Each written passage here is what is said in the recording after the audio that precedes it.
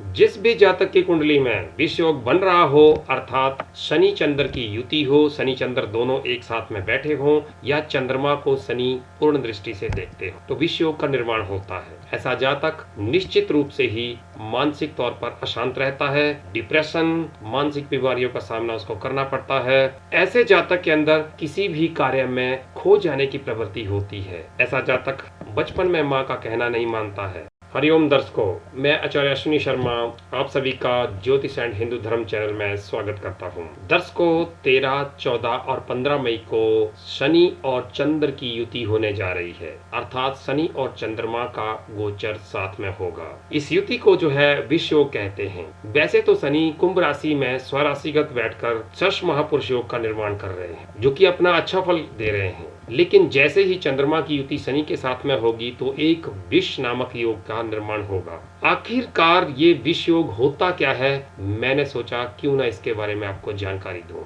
और ये विष योग बनता कैसे है और इससे बचने के क्या उपाय हैं जिनको हम करके विष योग के दुष्प्रभाव को समाप्त कर सकते हैं। चंद्रमा कुंडली में मन का कारक ग्रह है, माता का कारक ग्रह है। जब भी कुंडली में चंद्रमा पीड़ित होगा, जातक का मन अशांत रहेगा, माता के सुख में कमी आएगी, माँ के साथ तर्क वितर्क होगा और माता के स्वास्थ्य में परेशानी होगी और जातक के स्वयं स्वास्थ्य में परेशानी रहेगी। मानसिक तौर पे ऐसा जातक अशांत रहता है।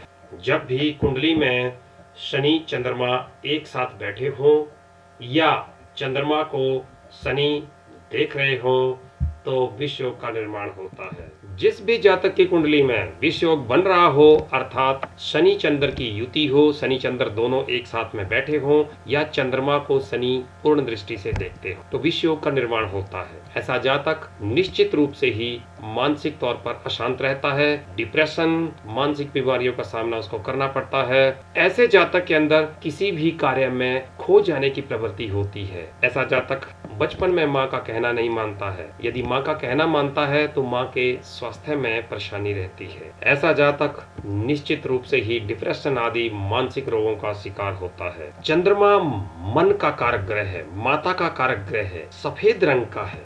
शनि छाया है, अंधकार है और सैडनेस है। जब विष योग बनता है तो शनि का अंधकार, शनि की सैडनेस जो है वो मन के ऊपर हावी हो जाती है और ऐसे में जातक गलत निर्णय करता है, उदासीन हो जाता है, डिप्रेस हो जाता है और गलत निर्णय करके जो है अपने जीवन को प्रभावित करता है। चंद्रमा कुंडली में जिस भाव का स्वामी होता है, जिस भाव में बैठता है और जिस भाव को देखता है, उन भावों से संबंधित बातें जो है वो जातक की मानसिक परेशानी का कारण बनती है। यदि चंद्रमा किसी का 4th हाउस का स्वामी है तो जातक के सुख साधन, प्रॉपर्टी, घर परिवार जो है वो उसकी परेशानी का कारण बनेंगे, अर्थात उनसे वो परेशान रहेगा। इन्हीं 3 भावों से संबंधित परेशानियां जातक के जीवन में देखने को मिलती हैं। काल पुरुष की कुंडली अर्थात मेष लगन वालों के लिए चंद्रमा 4थे भाव का स्वामी होता है। 4था भाव हमारा घर का है, परिवार का है, माता, प्रॉपर्टी, वाहन सुख का है, अर्थात इन चीजों से संबंधित जातक की मानसिक परेशानी रहेगी। यदि चंद्रमा लाभ भाव में बैठ जाता है तो जातक निश्चित रूप से ही माता से सुख प्राप्ति, माता, प्रॉपर्टी, वाहन आदि से सुख प्राप्ति के लिए जो है वो मानसिक तौर पे परेशान रहेगा। तो यदि जातक की कुंडली में विष योग का निर्माण हो रहा है तो पहला, जिस भाव का चंद्रमा स्वामी है, दूसरा जिस भाव में चंद्रमा बैठ रहा है, तीसरा जिस भाव को चंद्रमा देख रहा है और चौथा जिन जिन चीजों का चंद्रमा कारक ग्रह है उन सभी चीजों में परेशानी देखने को मिलेगी। ये विष योग का निर्माण वर्तमान में गोचर में 13, 14 और 15 मई को कुंभ राशि में शनि और चंद्रमा की युति होने से बन रहा है। जिस भी जातक की कुंडली में विष योग बन रहा है तो निश्चित तौर पर ही जब भी जीवन में चंद्रमा की महादशा, अंतरदशा, प्रत्यंतर दशा, सूक्ष्म दशा, प्राण दशा आएगी, उस जातक को निश्चित तौर पर ही परेशानी का सामना करना पड़ेगा। मन अशांत और उदास रहेगा, कुछ भी अच्छा नहीं लगता है संसार में। ऐसा क्या उपाय किया जाए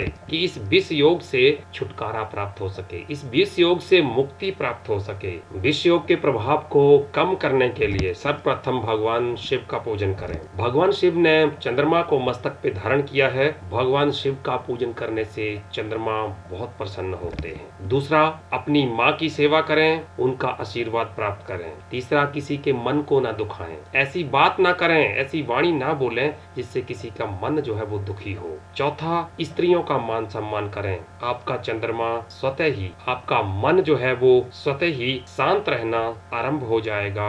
आपको कार्य में सफलता और आपकी इच्छाएं पूर्ण होंगी। आप भी अपनी पत्रिका का विश्लेषण करवा सकते हैं। कहीं आपकी जन्म पत्रिका में ऐसा विष योग, केंद्रम योग या कोई ग्रहण योग तो नहीं है, ताकि उसका समय रहते ही उचित उपाय किया जा सके और आप इन सारी मानसिक परेशानियों से बच सकें। वीडियो अच्छी लगे तो लाइक शेयर करें और चैनल को अभी तक सब्सक्राइब नहीं किया है तो सब्सक्राइब करें और बेल आइकन पर क्लिक करें। हरिओम।